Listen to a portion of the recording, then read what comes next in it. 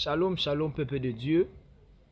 Je suis le frère Franchard, votre frère depuis Kinshasa, la République démocratique du Congo. Que Dieu vous bénisse abondamment. Aujourd'hui, j'aimerais que nous puissions partager un tout petit peu la parole du Seigneur. Bien dans le Seigneur, il y a des choses que nous devons comprendre dans la vie. Il y a des choses que nous devons laisser dans la vie. Mais avec Dieu, on va essayer de partager quelque chose qui va nous édifier vraiment. Et je vous rassure que l'Éternel ne manquera pas de vous bénir. Donc, nous allons partager aujourd'hui la parole du Seigneur dans le livre de Matthieu 16, Matthieu chapitre 16, le verset 13 au verset 19. Nous allons lire la parole du Seigneur dans le nom de Jésus-Christ. La Bible dit: Jésus arrivant dans le territoire de César de Philippe, il demanda à ses disciples: Qui je suis d'après les hommes, moi, le Fils de l'homme? Il répondit: Les uns disent que tu es Jean-Baptiste, les autres Élie, et les autres Jérémie, ou l'un des prophètes. Et d'après vous, qui je suis? Il leur dit-il: Simon-Pierre répondit: Tu es le Messie, le Fils du Dieu vivant. Jésus reprit la parole et lui dit: Tu es heureux Simon, fils de Jonas, car ce n'est pas une pensée humaine qui t'a révélé cela, mais c'est mon Père céleste. Et moi, je te dis que tu es Pierre, et sur cette rocher, je construirai mon église, et les portes du séjour de mort ne l'emporteront pas sur elle. Je te donnerai les clés. Là, c'est le verset 19. On recommence. Je te donnerai les clés du royaume des cieux. Ce que tu lieras sur la terre, ce que tu lieras sur la terre aura été lié au ciel. Et ce que tu délieras sur la terre aura été délié sur les ciels. Bien aimé, là c'est Jésus qui donne la clé à Pierre. Jésus pose à ses disciples la question de savoir qu'est-ce que le monde dit de Jésus. Pourquoi Jésus a posé cette question? Bien aimé, Jésus, le Fils de Dieu Tout-Puissant, lui-même, il aura dit connaître ce que les gens disent de lui. Mais pourquoi il a posé la question? Pour savoir ce que les gens disent de lui. Et ce que les gens disaient de Jésus, ce n'était pas que les gens disaient de Jésus du mal, mais les gens disaient de Jésus selon leur pensée. Mais la pensée des hommes, ce n'était pas la pensée de Dieu. Et la pensée de Pierre, ce n'était pas aussi la pensée des hommes qui disaient de Jésus qu'il est prophète, Élie, ainsi de suite. Pourquoi Jésus avait besoin de connaître ce que les gens disent de lui. Mais maintenant, le Seigneur, ce que les gens disent de nous, cela ne détermine pas notre vie. Les gens peuvent dire tout ce qu'ils veulent dire.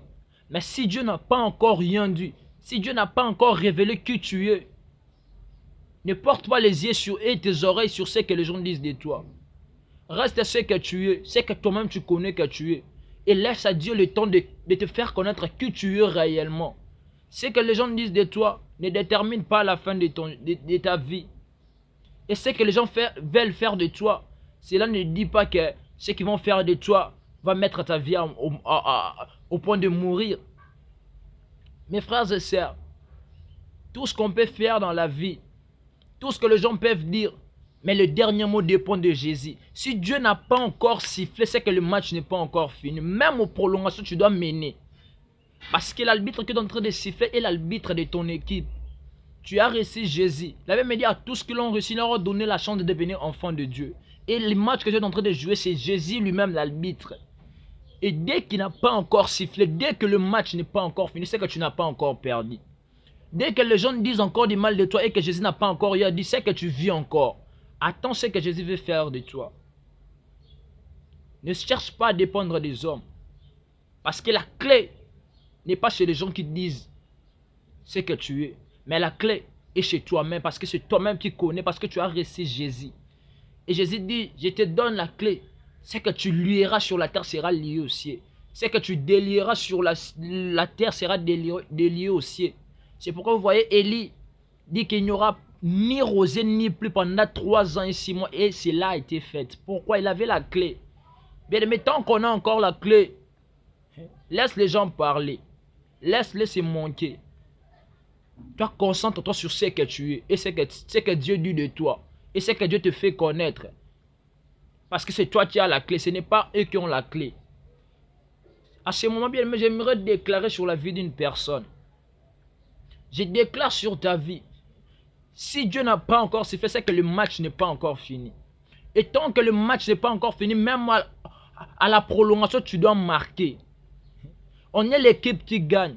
On n'est pas l'équipe qui échoue. Je déclare sur ta vie. Ce que les gens disent sur ta vie sera nul et sans effet. Ce que les gens cherchent à te condamner pour ce que tu ne fais pas retournera contre eux-mêmes. S'ils crèvent pour ta vie, oh, ces fruits-là, eux-mêmes seront enterrés. Eux-mêmes seront enterrés. Toi, tu ne vas pas mourir. Toi, tu as la clé. S'ils ont creusé, tu peux enfermer. S'ils ont ouvert des portes de malédiction, tu peux fermer les portes de malédiction et ouvrir les portes de bénédiction.